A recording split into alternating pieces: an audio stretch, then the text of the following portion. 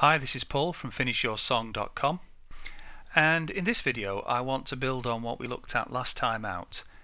In the last video I looked at quantizing a bass part that had been manually played in for a MIDI instrument and getting it to sit tighter to the groove without locking it rigidly onto the grid.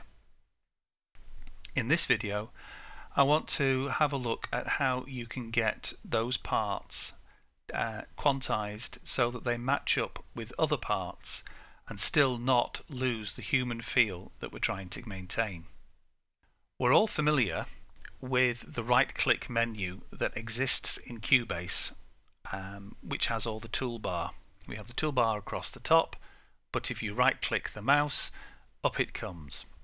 This isn't a new feature of Cubase. It's been around since the earliest versions of Cubase for the Atari.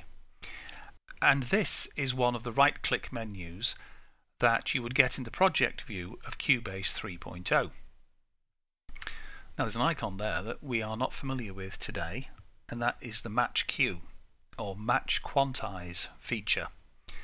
And what that enabled you to do when it was selected was click on one part and drag onto the other part, and what it would do is it would copy the quantize values from this part onto that part, lining the two of them up.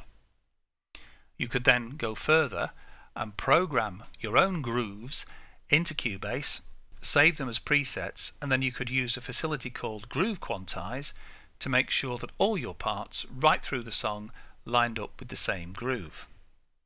You can still do that today in Cubase, but the way you do it is slightly different. In this video I want to have a look at how you use the Match Quantize facility within Cubase, and also at some of the pitfalls that go with it. This is a song called Love You Just a Little Bit More, and I'm in the process of working with the bass line to try and get it better. So we're going to have a listen to this section, which is actually a breakdown between the first chorus and the second verse. Have a listen to the bass and drums together.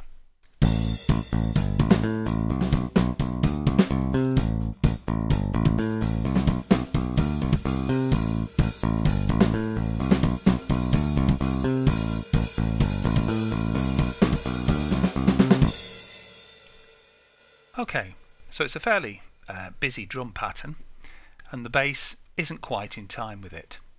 So what we're going to do is we're going to open up the Quantize panel. Now the Quantize panel can be accessed in one of two ways. You can either go to the Edit menu and open it from there, or you can just click on this little arrow to the side of your Quantize panel on your status bar and up it comes. And as you can see, I've already got one part pre-selected, but it's not the part for the intro. It's actually, if we just zoom to single bars, what you've actually got selected there is a different part altogether. Not quite sure where that's for, but anyway, it's not this part here, which is ICV03. And all we do to copy the quantize is click on that part and drag it onto there. As you can see, you can also drop audio events on there, and if they've been pre-sliced, they will also generate a quantize pattern. You could save this as a preset, and that's your Groove Quantize facility, the ability to save presets and load them. Otherwise, this stays as a dynamic pattern. It will stay on here for solely as long as you want it, and as soon as you drag another part, it will be replaced. So what we do now is click on this, and if I hit Q, you should see the notes move. And if you watched very closely, you will see that they moved here. In fact, I'll do it again. Control Z to undo, and then Q to there. So we now have our quantized part. But what we also have to be wary of is that this has now been quantized in accordance with this very busy drum pattern, and the quantized results may not be what we expected. So we'll have a listen and see if we spot any odd notes.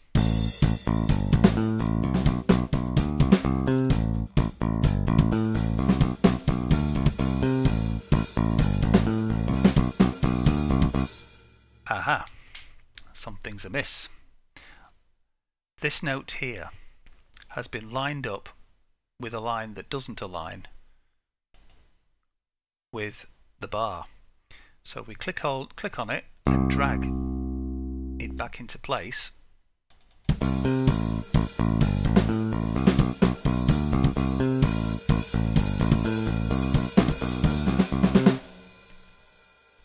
we can now say that that part is aligned with this part.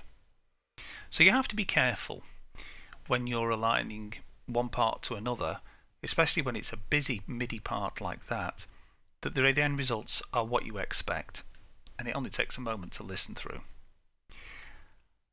The other thing I want to have a look at is what happens when you have parts that don't match up in length.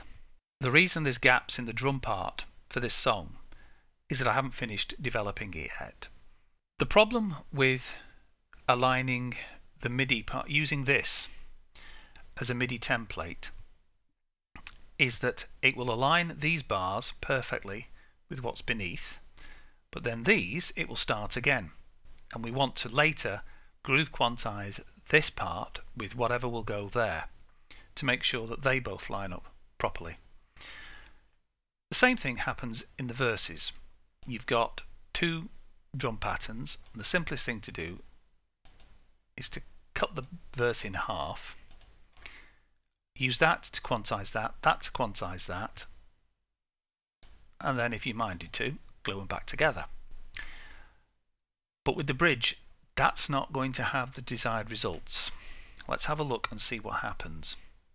We cut it in half, bring our Quantize panel back up, put that on there, quantize that, and when we have a look at the end of the part, the first half of the bridge, there's an odd note. This note was actually the leading note of bar 78, but it's got disappeared in the quantizing process. If we then just simply quantize that for the time being to 16th notes, we go in here, and that note's missing. Now you would expect that when you glue the two back together, it would be there, but it isn't. It's vanished.